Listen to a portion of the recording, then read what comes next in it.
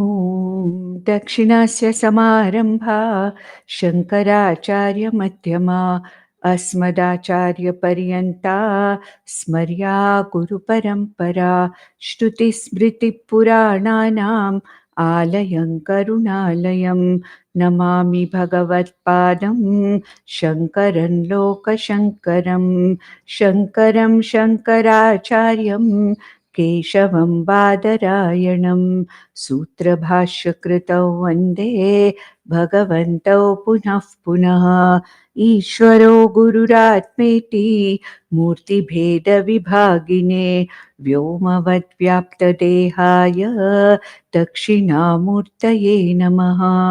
परिज्ञानाश्रम श्रीगुरुशङ्कर परिज्ञानाश्रम शङ्कर सद्गुरु केशव वामन कृष्ण पाण्डुरङ्ग आनन्द परिज्ञान गुरु सद्यो जात शङ्कर सद्गुरु गुरुर्ब्रह्मा गुरुर्विष्णु गुरुर्देवो महेश्वरः गुरुः साक्षात् परब्रह्म तस्मै श्रीगुरवे नमः। ॐ सहना भवतु सहनौ भुनक्तु सह वीर्यं करवावहै तेजस्विनावधीतमस्तु मा विद्विषावहै। ॐ शान्ति शान्ति शान्तिः। So Maharshi Narada now is talking about us sadhanas, bhakti sadhanani. What are those sadhanas which strengthen bhakti, which not only initiate but strengthen bhakti also? And we have to understand that bhakti can be strengthened only when one is a bhakta connected to Ishvara. When I don't even believe in the presence of Ishvara, there's no question of my improving or deepening my bhakti. So I should be basically a bhakta. At the same time, these are the sadhanas that help me in deepening or maturing my bhakti. And we saw in the last, we first saw Vairagyam as one of the 2-3 sutras on Vairagyam previously. And in the last two verses, in the 38th and 39th verse, Mukhyastu Mahat Kripaya Yeva Bhagavat Kripa Leshadva. Now here he is talking about satsanga. After Vairagya, Bhagwan Narada is talking about satsanga. How satsanga is a very important sadhana for bhakti. And he says that it is the kripa or the blessings of a Mahapurusha. So satsanga means satanam sangha, satpurushanam sangha. Those satpurushas along with the sangha of satpurushas, the sangha of all these jnanis. A satpurusha can be a jnani, a satpurusha can be a bhakta, a satpurusha can be even a mumukshu who is very seriously in pursuit of parabhakti. So this is the person. So mahat mukhyastu, most important for satsanga. So after Vairagya, satsanga is being talked about.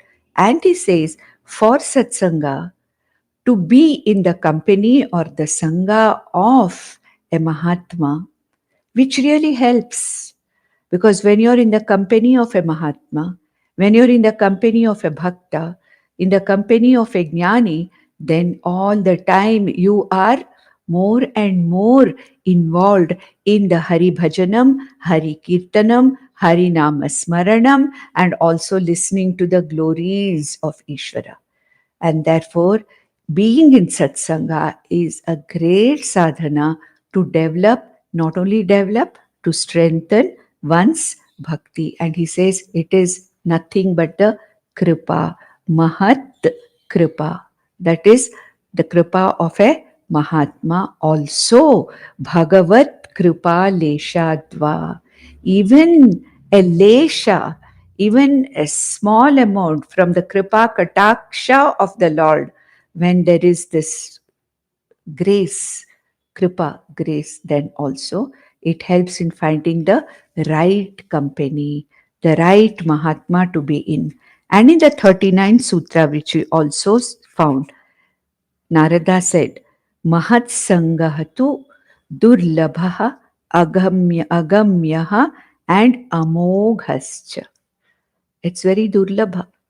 Durlabham Trayam Yetat Manushyatvam Mumukshutvam Mahapurusha Samshraya. Remember Vivekachudamani? Durlabham, very rare.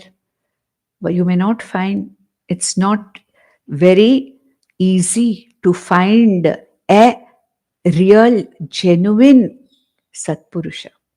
There may be a lot of people who call themselves Satpurushas, but to be in the company, to be in the guidance of a Satpurusha is very durlabha.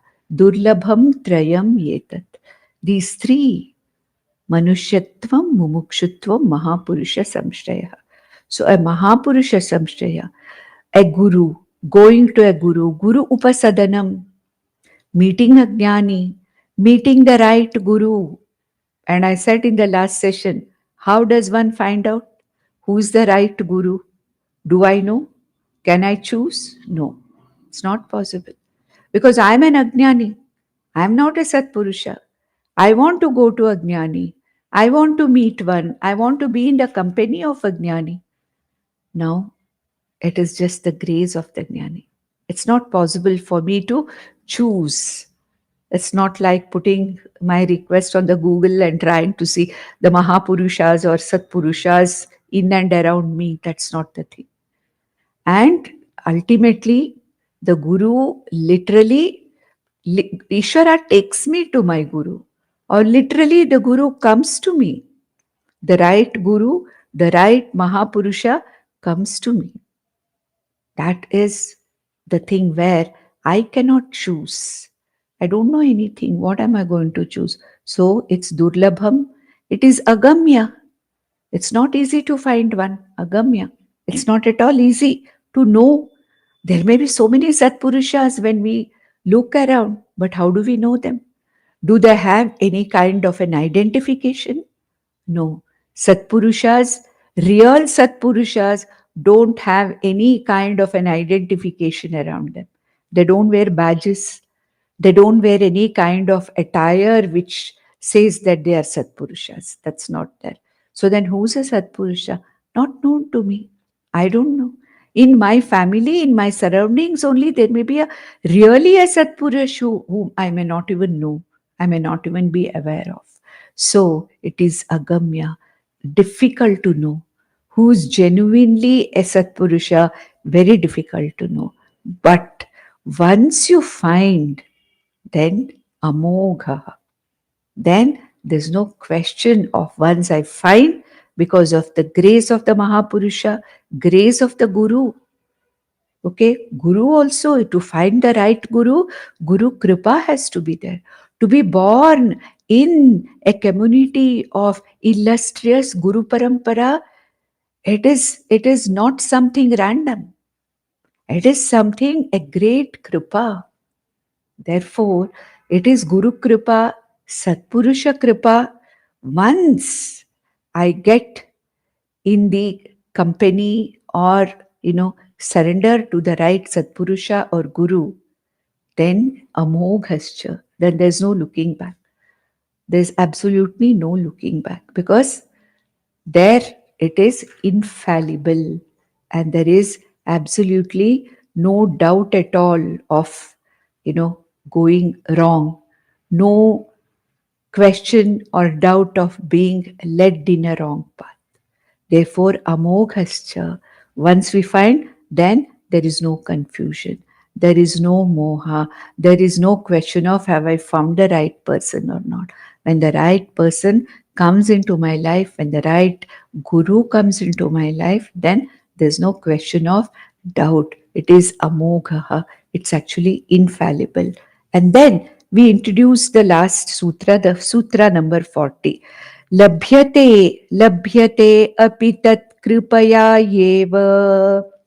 Okay, Again, it is a repetition of the same thing. Labhyate api.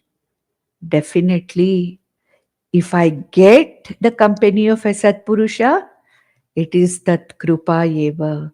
It is Ishvara Krupa Yeva. Okay, if I get one, if I find a guru who sees where I am, what my potential is, and guides me in the right direction, it is Ishvara Kripa Yeva. So it says Tat Kripa, Tat Kripaya Yeva. It is only by the grace of Him, grace of Ishvara. That is why, in some one of the Upanishads, it said, Acharyavan Veda. Acharyavan Veda means the one who has an Acharya, who knows, how to guide me, how to teach me. Akashavan Veda. Okay. So another Upanishad is there. In Kathopanishad, we have seen the Guru reveals the truth only to the person who deserves it and who asks for it. Do you remember Nachiketa's story, which we talked about in Kathopanishad when we did Kathopanishad long ago? Yamadharmaraja, the Acharya, tries to entice Nachiketa by all kinds of things just to discourage him from Moksha Purushartha. That is basically to see and test whether the Shishya, that is Nachiketa, has really the Dhrida Purushartha Nishchaya or not. If there is no Dhrida Purushartha Nishchaya, then there is no point. Does the student have sufficient Vairagya? Is the Shishya having sufficient Viveka? Is he definitely committed to this path of moksha? Yamadharmaraja goes a long way to find out. It's only when he is convinced that Nachiketa is the Shishya material. You know what is a Shishya material? The one who is a Viveki, the one who has got sufficient Vairagyam, the one who does not get under the pralobhanam of anybody, does not get enticed by anything, cannot be enticed with the objects of the world. Okay, only, and then he takes him up. And when he understands that Nachiketa is definitely grounded and holds on to the third vara of knowing what Atma is. When he says, there's nothing else that I want. I only want the knowledge of what I am, who I am, and you know. You are the one who knows. So you are the Guru. You have to teach me. It's only when Yamadharmaraja confirms that the Shishya Nachiketa is worth giving this knowledge, then only he gives this knowledge. We have the story of Indra and Virochana, who go to Prajapati Brahma to ask for this knowledge. And what does Prajapati do? He does not immediately give them this knowledge. He makes them both serve in his ashram for 25 years. What is the meaning of this? It means that he wants to see whether really they are interested. Is their mumukshutvam strong enough? Is their mumukshutvam committed enough? For that sake, he tries to make them do the seva in the ashram for 25 years. And then, after 25 years, he gives them the first step of knowledge, the very first step. And Indra, the very Devaraja, the very king of Devas, takes 100 years to know what it is. He has to serve Prajapati for 100 years to get this full knowledge. This is what a Shishya should, a deserving Shishya is. Therefore, it's not so easy to literally as going out into the market and looking for somebody, no. Getting a guru, getting the Mahapurusha Samshraya, satsanga with the guru, is not that easy. Satsanga means the sangha with the guru and the others who are serious pursuers of the same path. So it's not that easy. Not at all easy. It's very difficult. It's only a committed bhakta who has this kind of a thirst for parabhakti, for this knowledge, is the one who is led to the right resources, to the shastra, to the right guru, by none other than Guru Kripa and Ishvara Kripa. Then, in the 41st Sutra, Narada Maharishi says, Tasmin tajjane bheda abhavat. Okay? Tasmin tajjane bheda abhavat. So, why is it so difficult? Because there is no distance or difference between a parabhakta or a santa and Ishvara. Tasmin, in Ishvara, in him, tajjane, and his parabhakta, bheda abhava. There is no bheda. That means if I am going under the ashraya of a Shrotriya Brahmanishta Guru, it's as good as I am going to Lord himself, because a Shrotriya Brahmanishta Guru, a Parabhakta, is not different from the Lord. Okay? Tasmin tajjane bheda abhava. There is no bheda. There is a bheda. Between this bhakta, parabhakta and Ishvara, there is no bheda. There is a bheda. And to find such a Shrotriya Brahmanishta Guru in the language of Bhagavad Gita, in the language of our scriptures, such a Guru, such a Satpurusha is a Shrotriya Brahmanishta Guru.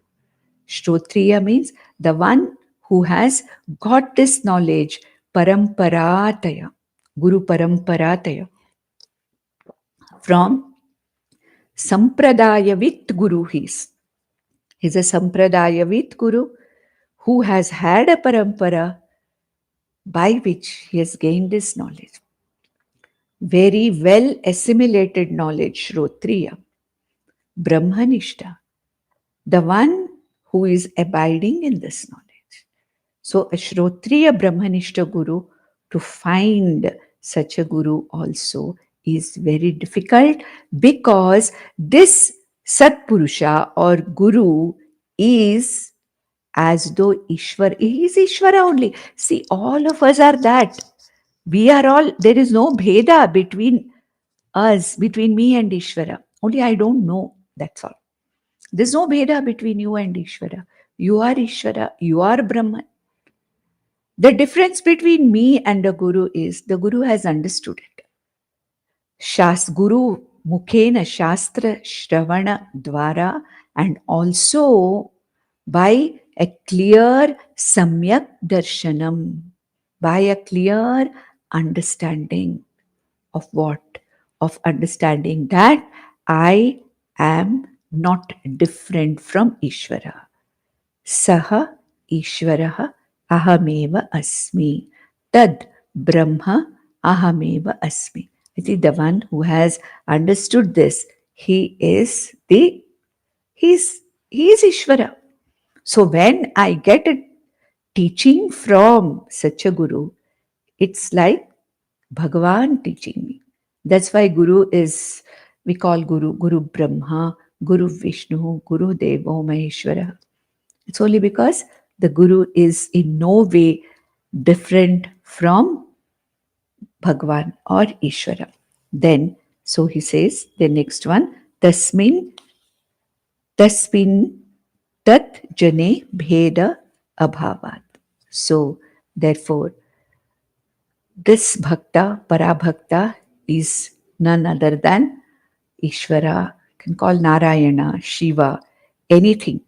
But this person, this Guru, is not only Ishvara, he is playing multiple roles. The Guru may be a sannyasi, teaching a number of students.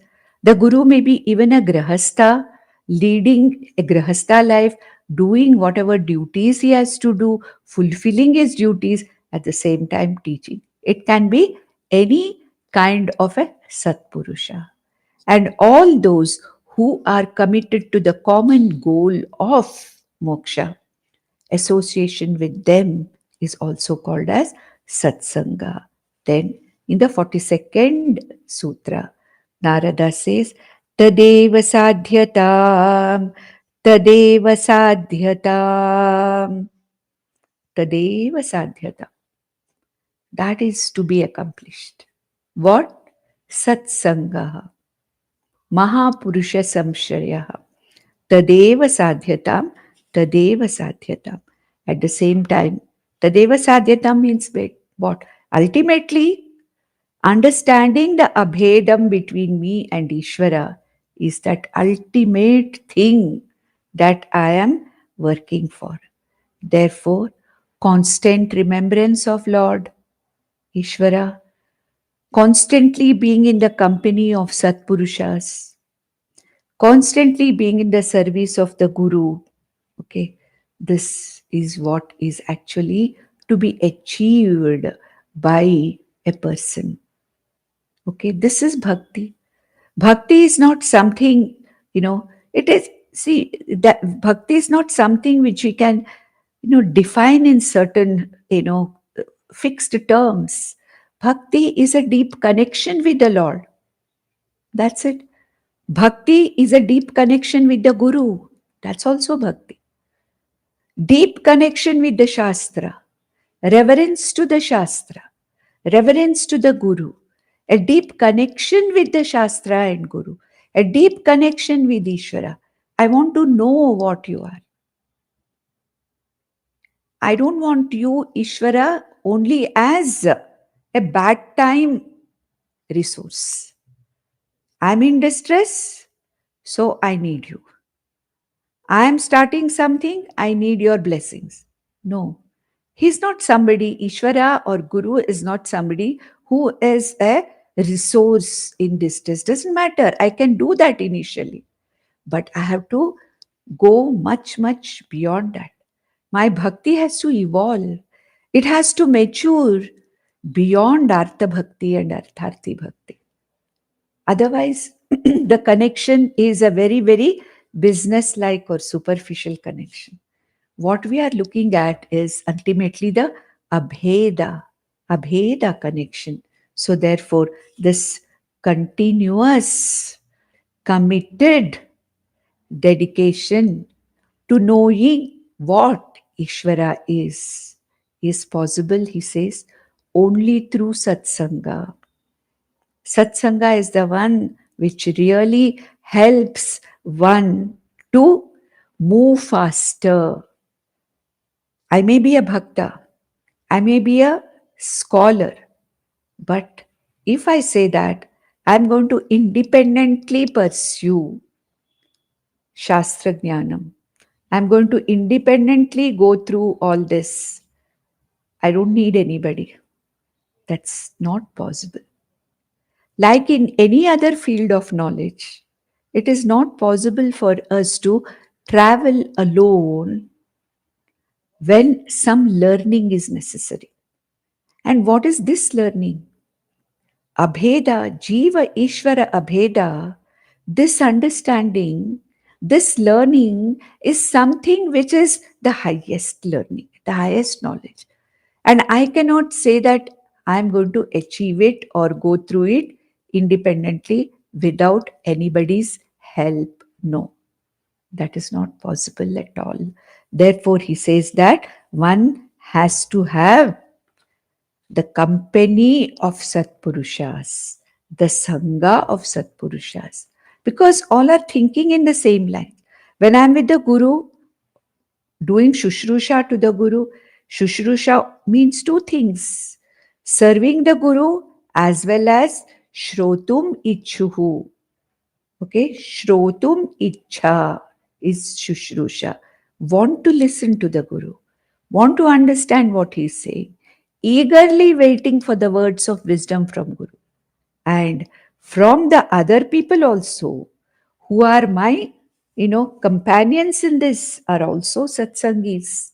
From them also I learn, okay, by sharing, by knowing what they are doing, what I'm doing. There also I do share. Now, we saw Vairagya, a few sutras. Then we saw Satsanga as a sadhana or means of bhakti. In the next few verses, Narada Maharishi wants to tell us another option or another sadhana, that is avoiding dussanga. Avoiding dussanga. So, just having satsanga is not enough. Having dussanga, that is simultaneously, I have satsanga also. At the same time, I'm hobnobbing it with people who are dharmartha kama purusharthis, adharmis. Then what is the use? It does not really, deepen my search. It does not deepen my commitment to moksha. Does not deepen my commitment to parabakta.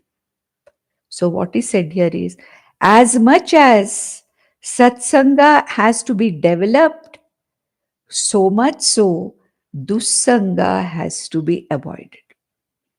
What is dussanga? Any kind of an association with anything. It may not be people only, but with anything which destroys my value systems. Anybody who destroys my value systems, anything which makes me dependent on the world of objects outside, anybody or anything which draws me towards arthakama purusharthas, that is dussanga. Dussanga doesn't mean that you are with a bad person. Actually, there's nothing like a bad person, but somebody who's not conducive to my growth, somebody who's not conducive to what I want.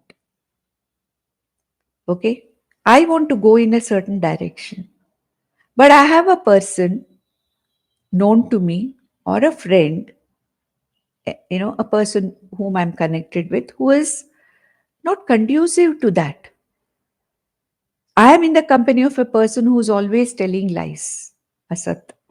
The one who does not have any kind of a vaktapas, the one who does not have any kind of shamadama. If I am with people who don't have viveka, who don't have vairagya, who are constantly indulging in their fancies, what happens to me? I get drawn towards them. In bhakti, I have to, uparama is very important. I have to pull my indriyas and mind back away from the world of objects. I have to move towards shamadama sadhana chatushtaya sampatti. I should become a sadhana chatushtaya sampanna. But instead, if I am with people, in the company of people who are all the time, talking about immersed in worldly matters, nothing more than that, then what happens? Then I get distracted. So dussanga only means to be in the company of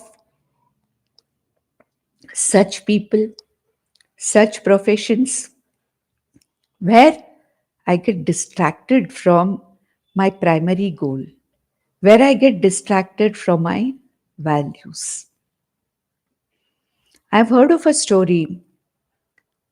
It's a real incident, actually, rather than a story, where a person who was really seriously involved in this, and who was a mumukshu and a bhakta, and who was with the very guru who was really helping him to move on his path, spiritual path.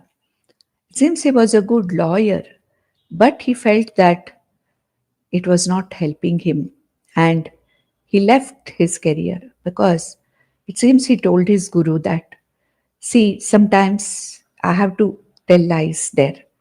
It's accepted there. I have to tell lies. I have to support the wrong kind of person. I have to fight for a person who has really done adharma. It happens that way sometimes. It is not possible for me to pursue this and at the same time, be a lawyer, however selective I am. I may take up only the right cases, but I never know. Many times I have to manipulate the facts. Many times I have to tell lies.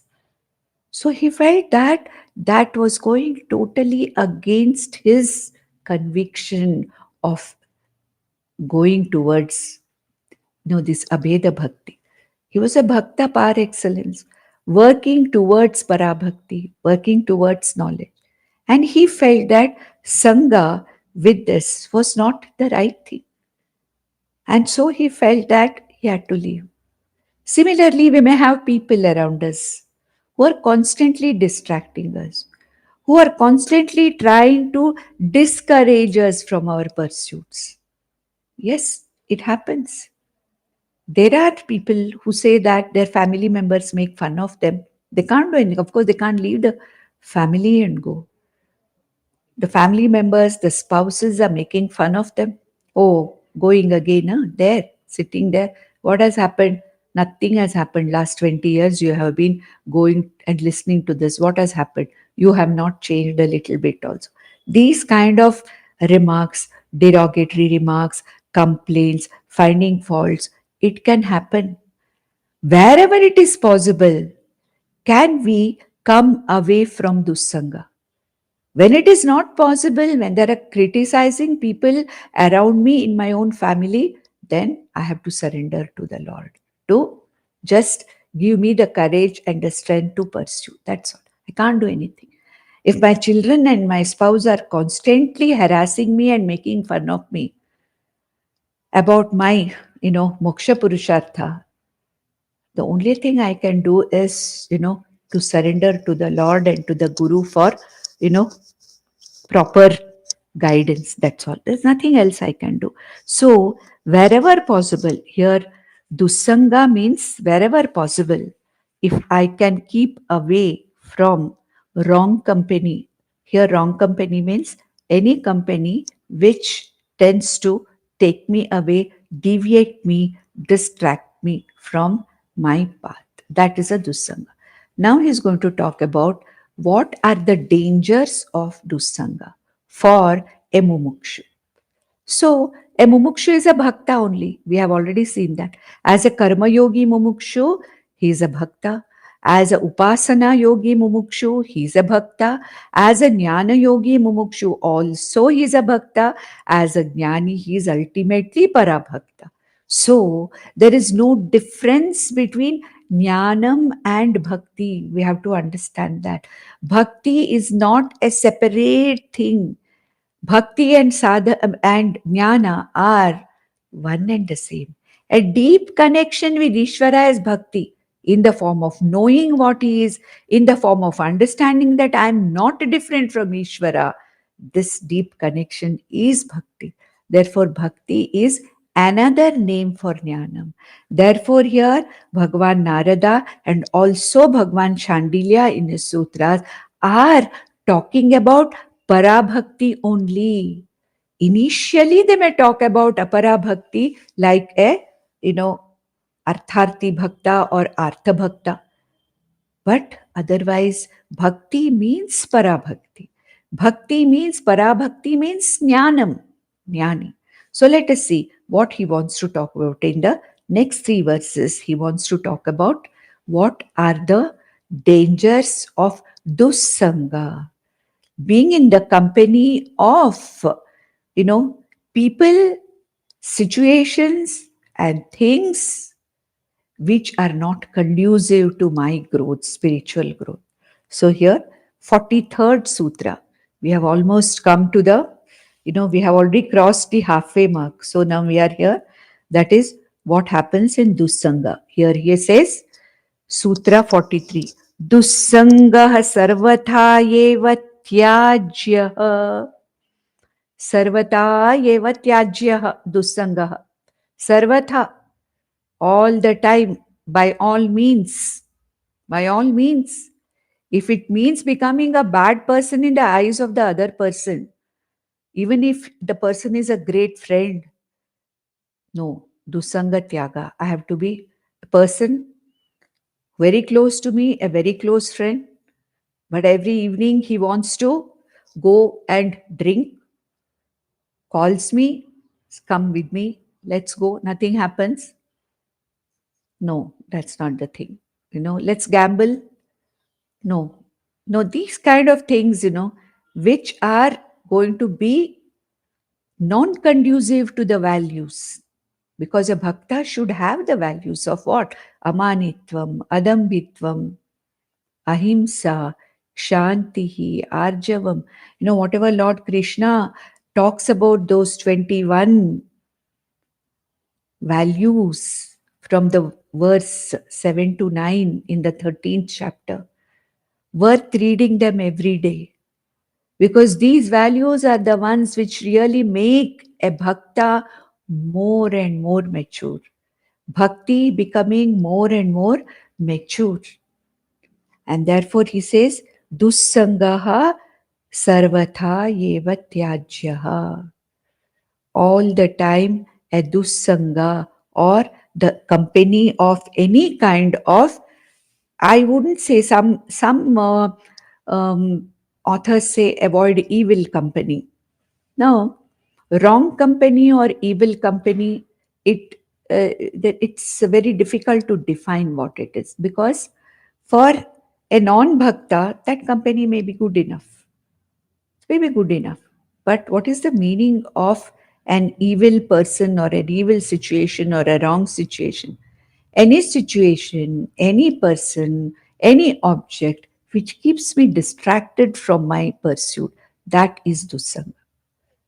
Okay? And when I know that, okay, there is a person who has absolutely have no values, and a person like Kauravas, say, who's an atatai, who's a adharmi, however close such a person may be to me, he's not going to help me. He's going to influence me in one day or the other in a wrong way. It's very easy to lose myself. It's very easy to get distracted on this path, because unless I have reached that stage where I'm a parabakta, before that, this journey is a very, very slippery journey. I can slip any moment. Therefore, the strong support of satsanga, the strong support of Guru and Ishvara Kripa, very necessary. It's a very, very tricky path that we are trekking as mumukshus. And any kind of a distraction, it is possible to literally slip, like snakes and ladders. Snakes and ladders, we go up and we don't know. Between 96 and 100, there are one or two, snakes with the mouths open. So from there, we may count down to 27 or 3. It's possible. So what is said is that, it is better to avoid when I see that a particular situation, a particular company, a particular object, or a particular, what you call as an idea in me. Like, for example, I'm reading certain things or I'm listening to certain things. They may not be conducive to me. I'm watching certain things now with the media being so easily available. Anything can come on the media. I can watch anything, listen to anything. I don't have to have a dussanga outside. It's very easy to get drawn. So, whatever is, causing distractions on my path and trying to bring me down from my pursuit, that is a dussanga. So, dussangaha sarvatha eva tyajyaha. Okay. So, another example of satsanga is it helps me in keeping dussanga away. That advantage also we should understand. Satsanga helps me because I develop a community of satsangis around me. And all our activities are together moving towards that goal. So there's no question of getting distracted. So satsanga is one of the best means of avoiding dussanga. So he says that satsanga is to be pursued and dussanga is to be avoided. Why? He says why dussanga is supposed to be avoided. He gives the same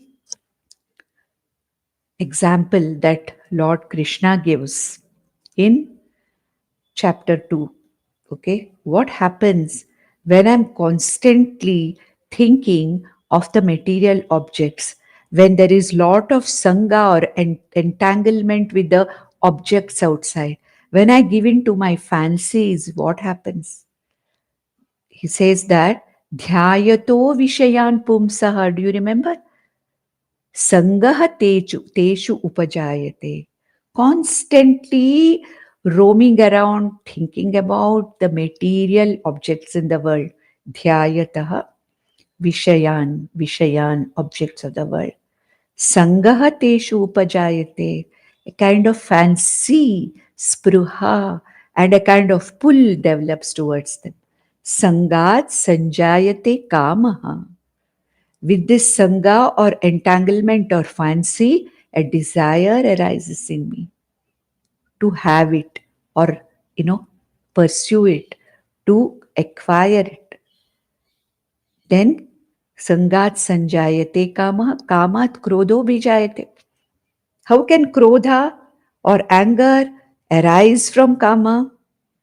When kama is obstructed, I want something, but something comes in the way. Something obstructs my way. So my kama turns into anger. An obstructed, unfulfilled desire turns into anger. Sangat sanjayate kama, kamat krodho bijayate. Then krodhat bhavati sammoha. When the anger is there, then I'm completely deluded. My discriminating intellect goes for a toss. Sammohat, what's that? Sangat sanjayate kama, kamat krodho bijayate. Krodhat bhavati sammohaha, sammohat smriti vipramaha. Then smriti nashat, buddhi nashaha pranashyati. When we have anger, which takes away my discrimination, buddhi nasha, and I don't know what I'll do. I am no longer in control of my anger. The anger is actually controlling me. So here in the 44th sutra he says, Kama krodha moha smriti bhramsha buddhinasha sarvanasha karanatva. Smriti bhramshad buddhinashaha buddhinashad pranashyati. I think that's where I got a little stuck. Yeah. So he says, what does this do? This dussanga, it leads me into areas or things in which I can develop fancy. See, as a bhakta, as a mumukshu, I still may not have the absolute control or nigraha upon myself. My shama, dama, uparama, titiksha, samadhana, shraddha may not be that pakva. Do you understand? Because as I grow deeper and deeper and deeper into bhakti, all these, Shamadhi Shatka Sampattis become stronger. Otherwise, what happens is the Shamadhi Shatka Sampattis, when they are not strong enough, when I don't have enough Shama, enough Dhamma, it is very easy for me to get lost. Very, very easy for me to get lost. So he says, Dussangaha causes what? Kamaha, desire for things. He's saying, let's go there, let's go here, do this, do that, get at this. Why are you like this? Why don't you get this? We'll do. No, it's kind of, Dussanga literally flares up the flames of my kama. Okay, so kamaha. With kama, what happens? Krodha. Krodha can happen when I'm not able to attain the object of my desire.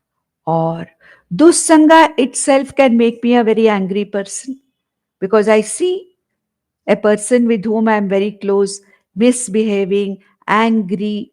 I may absorb, imbibe anger as a consequence of dussanga also. But dussanga can give this entire, whatever in Bhagavad Gita we have seen, 62nd, 63rd verse, I think, of the second chapter. So, dhyayato vishayan pumsaha, constantly being with wrong company, that is dhyayato vishayan. Sangahateshu upajayate, fancy develops towards those things because of dussanga. Sangat sanjayate kamaha, dussangat sanjayate kamaha. And when kama I try to fulfill, it is not fulfilled, so krodha. Okay, then kamat krodha abhijayate. And then krodhat bhavati sammohaha. Here he says moha. Krodha moha. Krodhat bhavati sammoha.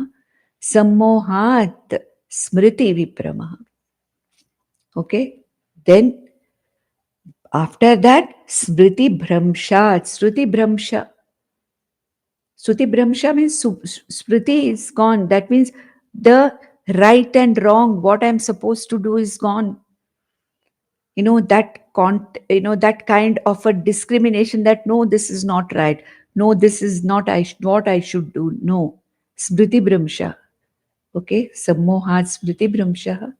Then smriti bhramshat buddhinashah. He says here buddhinashah.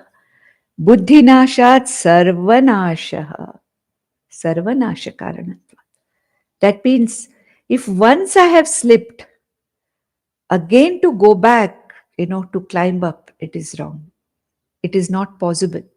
It is tough.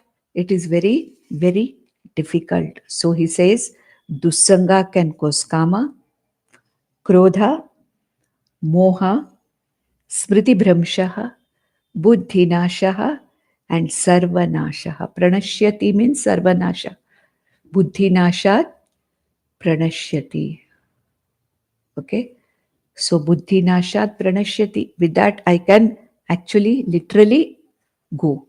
And kama can not only cause krodha, it causes lobha also, greed.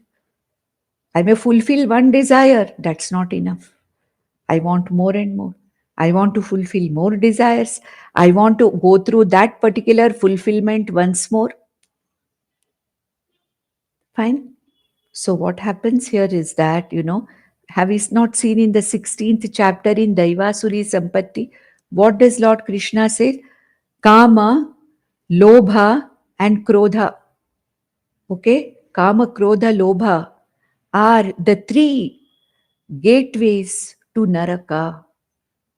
Naraka Dwara, he says. Naraka Dwara means, it's a figure of speech to say Naraka Dwara. What is actually Naraka Dwara? That means these three are the ones which are definitely going to take me down. Okay, they are going to take me down lower and lower and lower. Not even human. I may get probably animalistic tendencies. Himsa, Anritam, Parigraham. All these things start happening.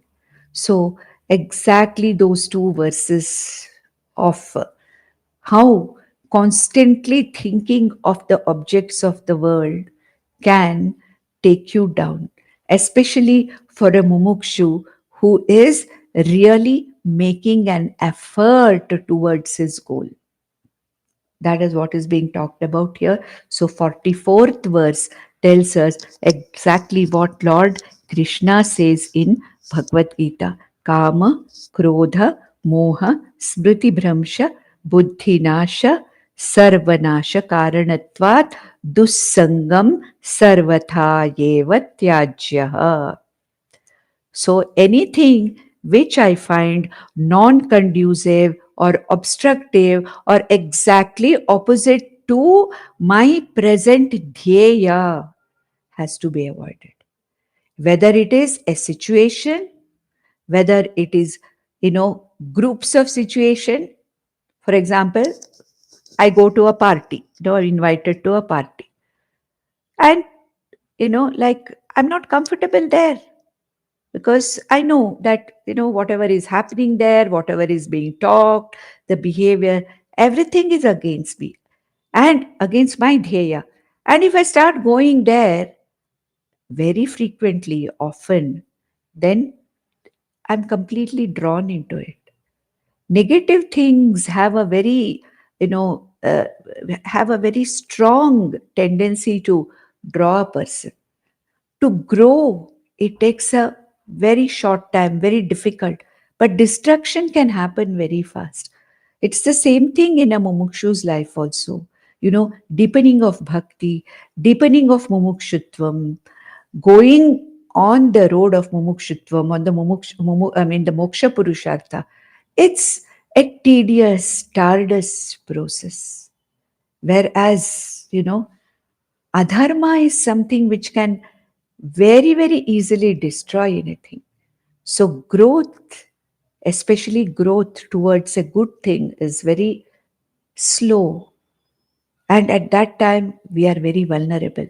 And we have to be very careful that we avoid any person, any situation, any object, any fancy which is likely to lead me to this particular thing. Then in the 45th sutra, he says, Tarangayita api ime sangat samudrayanti. Very, very interesting. He says, this kind of kama, etc., because of dussanga, may happen initially as a very small wave, as a taranga. You see, when you're sitting on the bank of a pond or a river or something which is quiet, a lake, and you throw a stone there. To start with, there is only one small ripple, correct? But just wait. It doesn't stop with that ripple. That ripple expands and expands and expands and expands. And you'll see the whole pond, the ripple going till the end.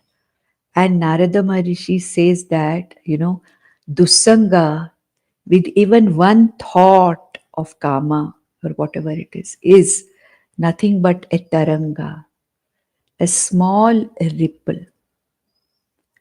Another example, a wave in an ocean when you stand on the banks starts as a very small wave. Have you observed? But as it comes towards the banks, okay, on the shore, as it comes towards the shore of the sea, the taranga becomes bigger and bigger and bigger, right?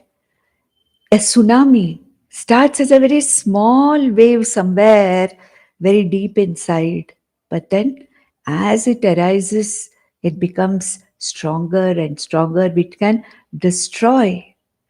So similarly, he says that any kind of a dussanga can act as a small taranga. It can act as a very small ripple which can, over a period of time, become big enough to swallow the whole thing. I may totally lose my way or even temporarily lose my way. Ayo, what's the point in all that? I have not gained anything. I have been doing so much, but nothing has happened. Here at least I am enjoying my life. How far, how long am I going to be there? All these things are the thoughts evoked by Dutsanga. So, tarangayita api, these thoughts, negative, we can't call them negative, these thoughts which are not conducive for me in my pursuit of moksha, they may start as a small taranga.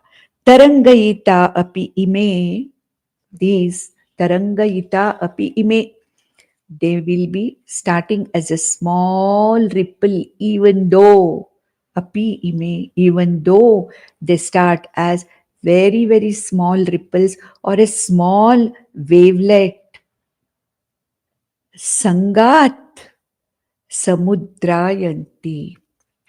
With dusanga, they can reach samudra proportion, where I have no control at all. No control at all. Especially so when we are just beginning our journey. When Poksha Purushartha has been, made, Purushartha Nishchaya is done, and I have started being a Karma Yogi as a Bhakta. And at that time, if I get into Dusanga, then something which is, so what? Okay, one day I will try this. So what? One day I will try smoking something, whatever. So one day I will see, I'll go with my, close friend, and maybe one day I'll go, and we never know whom it affects and how. We never know. Like maybe there are people, for example, medically also, there are different people who respond in a different way to all these things like alcohol and nicotine. Probably a person who takes alcohol may not initially be affected so much, but every day, if he starts having, then it is going to definitely draw him. There are some people, one exposure to alcohol, it stimulates certain, you know, chemicals in the brain, and that person becomes absolutely addicted to this. So addictions can happen in people who are vulnerable to those things. So that's why he says dusangaha. Something which may start as, oh, let me try something. I may be a mumukshu, but somewhere I get caught in dusanga with a wrong person, wrong situation, or a wrong thing. And where am I going? Where is it leading? I don't know myself.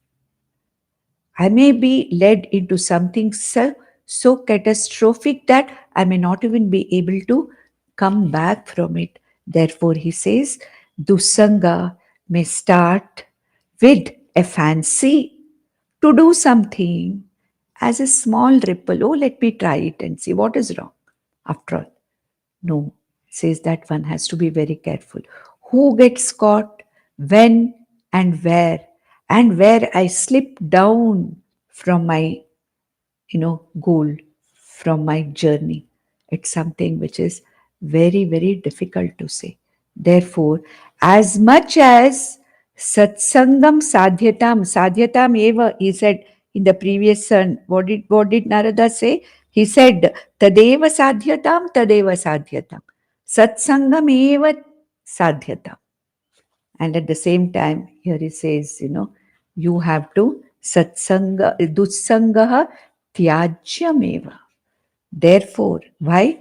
Tarangayita api ime sangat samudrayanti, and therefore dussangaha sarvatha eva, in all situations, at all times, tyajyaha. May you get out of dusanga. May you not get into dusanga at all. We'll stop with this. Nandantu sadhaka sarve vinashyantu vidushakaha avastha shambhavi mestu prasannostu guru sada sarve bhavantu sukinaha sarve santu niramayaha sarve bhadrani pashyantu ma kaschit dukkham apnuyat. Om Shanti Shanti Shanti. Om Tat Sat.